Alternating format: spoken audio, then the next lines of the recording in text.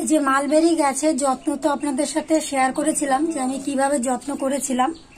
তো মালবেরি গাছের ফলগুলো না পেকে গেছে, তো সেই পাকা ফলগুলো আজকে পারবো। কিছু পেকেছে আবার কিছু পাকেনি।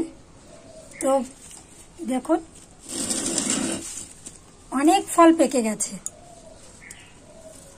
এটাই হলো মাদার গাছটা, আর এই গাছটা ছোট। এর মধ্যে দেখুন কত ফল হয়েছে। এই যে যেগুলো একটু কালো কালো হয়ে গেছে না, এই যে এই ফলগুলো কিন্তু পেকে গেছে। আর যে অরেঞ্জ কালার হয়ে আছে, এই যে একটু অরেঞ্জ কালার, এইগুলো কিন্তু এখনো পাকেনি, এগুলো আর একটু পাকবে।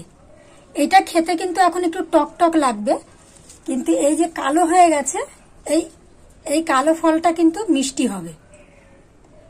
তো অনেকেই জিজ্ঞাসা করে থাকেন যে মালবেরি গাছের যত্ন কিভাবে করবেন।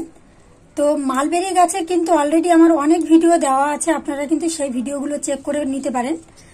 আমি অলরেডি অনেকগুলো ভিডিওই করেছি। তো চলুন এই ফলগুলোকে পেড়ে নিই। দেখুন কাছের থেকে একটু দেখাই কত ফল হয়েছে, অনেক ফল হয়েছে। আসলে এত প্রখর রোদে এই ফলগুলো পড়ে যাচ্ছে। একটু ছায়াযুক্ত জায়গায় রাখলে ফলগুলো সবই মোটামুটি থাকতো, কিন্তু যেহেতু অনেকটা রোদ, তার জন্য একটু ফলগুলো একটু কম দাঁড়িয়েছে। এই যে আর একটা গাছ, এগুলো কিন্তু সবই আমার কাটিং থেকে তৈরি করা, আপনারা তো দেখেছেন। তো এই কাটিং গাছ থেকেও কিন্তু আমরা এত সুন্দর ফল পেতে পারি যদি সঠিকভাবে আমরা গাছের যত্ন নিই। দেখুন কত ফল হয়েছে। আর একটা গাছ ওইদিকে রয়েছে। আমার মোট 4টে মালবেরি গাছ আছে। 4টে মালবেরি গাছে কিন্তু প্রচুর ফল হয়। আপনারা যারা আমার পুরনো ভিডিও দেখেছেন তারা দেখে থাকবেন যে কত গাছে ফল হয়।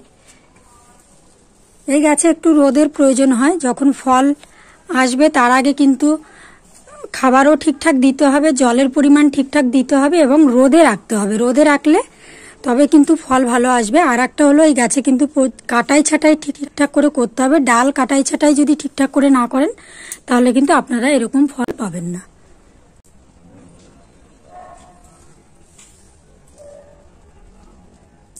এই দেখুন যে ফলটা পেকেছে ওইটা কিন্তু খুব মিষ্টি, আর এই ফলগুলো কিন্তু একটু টক হবে। তাই আপনারা সবসময় খেয়াল রাখবেন পাকা ফলটাই তোলার। আর কিছুদিন গেলে কিন্তু এই সব ফলগুলোই পেকে যাবে। তো আমি এখান থেকে কিছু ফল পেড়ে নিই। গাছে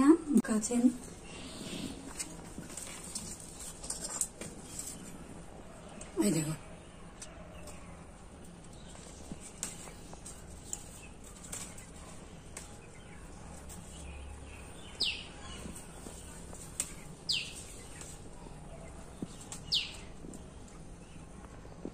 এখনো সব পাকেনি।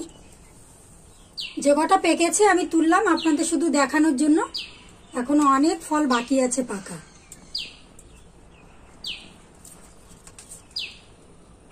এই যে